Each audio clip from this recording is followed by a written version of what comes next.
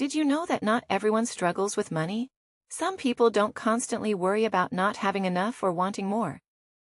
Why is that? They happen to align their energy with money's. Money has been one of the most taboo topics to discuss in modern society for some time.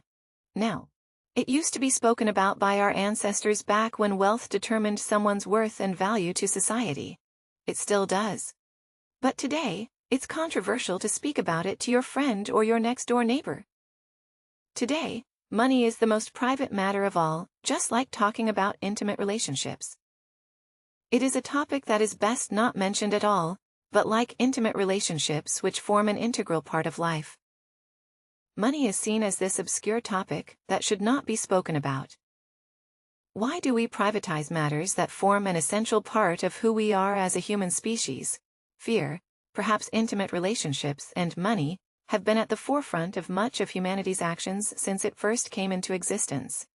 Their energy is one that is overwhelming. So even talking about it places us into a trance that we're eager to escape. Our attitude towards life, including money, is shaped when we're kids. We tend to see money the way our parents and grandparents did. If they were scared of money, we might be too. If they embraced it, we'll look forward to it. Our early experiences form our relationship with money, and this relationship sticks with us into adulthood as we grow up and start making our own choices. We realize that our view of money may be different from our parents'. We begin to think for ourselves and consider how we want our relationship with money to be. So we have a conversation with our inner child, that part of us that holds on to childhood beliefs. We discover that our feelings about money are often rooted in ideas of scarcity, not having enough, and the belief that we must work tirelessly just to get by.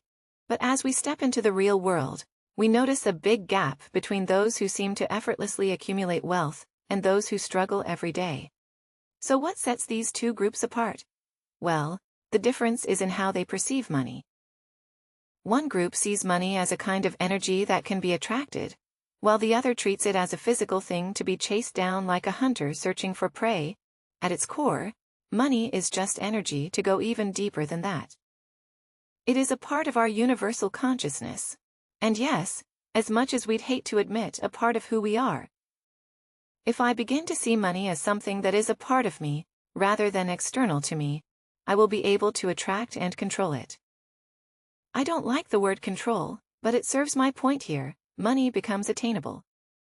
Once we view it as an extension of our energy, energies can be positive or negative. Money does not belong to a specific one.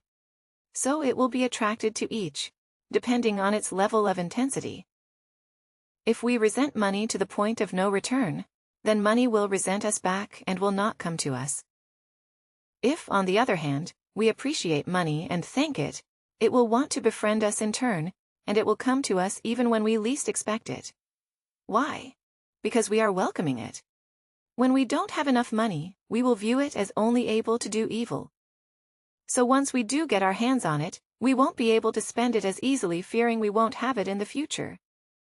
Since money is energy, we should remind ourselves that it's normal for it to come and go. Energy cannot remain constrained in one place. So the fact that we are giving and receiving it is the epitome of how money works. If we hesitate spending it, then we are really doubting our ability to earn that money back. We subconsciously doubt our creativity, productivity, and problem-solving skills, which exist separate to money. To be able to be confident in earning money, we need to be confident in spending it. Admittedly, this has been challenging even for you to do, as hard as it may be to accept. Money wants to befriend us. It wants to give us everything we seek to attract, but only if we want to attract it in the first place. If we treat it with fear and constantly beg for it to appear in front of us, we are giving it the impression that we're scared of it, or that it is of a higher level than us really. It is a part of us that seeks our own confidence to welcome it with open arms. Not having enough of money now does not mean you won't have it tomorrow.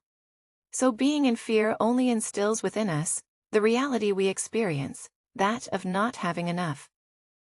This is the exact opposite of having an abundance mindset, where we know that by giving, we are automatically receiving back, and we're never truly in lack of anything. If we spend money on something that does us good, we are completing our wish and indirectly that money's wish for us. Nothing is preventing it from coming back to us to repeat the cycle. If only we allow it to do so, you often grow up thinking about money the way the people around you do. Instead of viewing money as energy, that is your birthright. You may see it as some external force to conquer or own. But when you start to see money as a vital part of who you are, when you stop treating it as the other or an enemy force with overwhelming energy, then money reciprocates those feelings to you. Your actual relationship with money doesn't start with your business or daily transactions in the physical world, but internally, where you get to establish your relationship from the start. It's a relationship based on trust and communication, much like the ones you maintain with people and other objects. So when you understand that money isn't just dollar bills, pennies, checkbooks, or credit cards, but rather a medium of energy that you can attract or repel based on the energy you vibrate towards it, money smiles at you and says, "I knew you'd eventually want to be friends. Thanks for sticking around in this part. We're about to uncover a special way to bring more money into your life." You've probably realized by now that money isn't just paper, it's like a special kind of energy. Think of it as a give and take relationship. You're like a channel, and the universe, or whatever higher power you believe in, is the source of this money energy. So how do you attract it? Simple. Just ask for the money you need or want. But here's the important part. Once you receive this money energy, don't treat it like a business deal. Instead, see it as a gift from the universe or God. You're getting this energy, so you should give some of it back in the form of gratitude. Imagine if you're running a business and you pray for a certain amount of profit. If the universe helps you achieve it, make a promise that you'll use some of that money for good things or to help others. This isn't a trade. It's a way to say thank you to the universe or God for their help. When you keep your promises and show your gratitude, you'll find that you attract even more money into your life. It's all about giving and receiving in a way that's full of positive energy and belief. Thank you for watching your presence. Here is a gift to us. If our messages have touched your heart, we invite you to deepen your spiritual journey as an abundance member. Join our community of warm, like-minded souls, where gratitude and growth go hand in hand. We're thankful for every step we take together on this path of enlightenment.